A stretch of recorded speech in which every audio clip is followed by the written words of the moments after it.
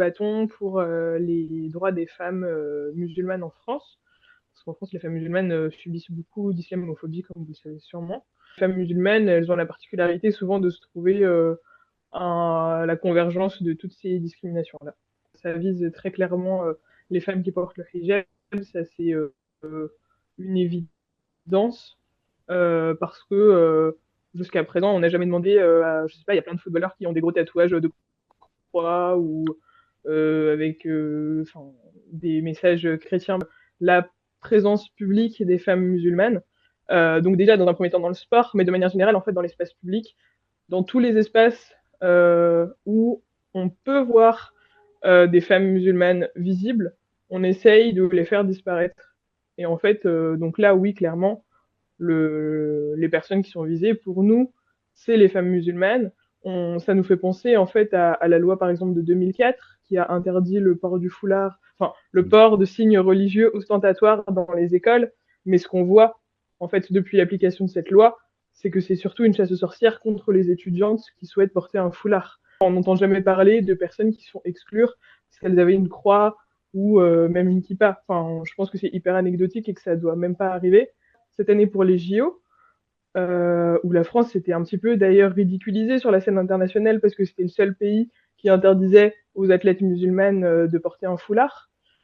Et donc maintenant, en fait, c'est même plus que les athlètes qui représentent la nation, puisque c'était l'argument qui a été évoqué. Hein, c'était elles représentent la France, donc elles doivent être neutres. Maintenant, non, c'est même les amateurs. Donc même en faisant du sport amateur, on ne pourra plus porter de foulard en compétition. Et donc ça, c'est vraiment une énorme entrave aux libertés individuelles, en fait.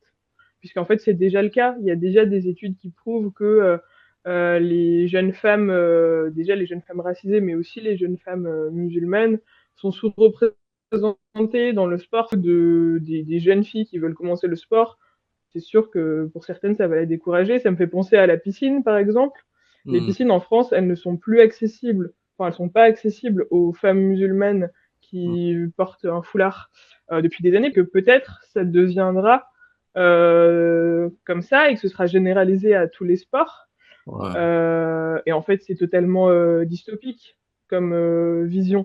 Ça veut dire nous interdire d'accéder au sport, mais le sport, c'est, enfin, si on en croit l'OMS, qui est quand même assez qualifié sur le sujet, un pilier fondamental pour la santé physique ou mentale. C'est une succession de lois qui se sont un petit peu enchaînées les unes après les autres. À chaque fois, le corps des femmes musulmanes est un objet de débat et un objet de restriction. Mais il y a quand même, il faut le dire, beaucoup de femmes musulmanes qui se battent pour en fait se saisir de nos droits, donc le droit de manifester dans un premier temps, des pétitions que tout le monde peut aller signer, j'invite tout le monde à aller signer, parce qu'en France, les médias contribuent beaucoup à diffuser les idées racistes et islamophobes de la droite et de l'extrême droite.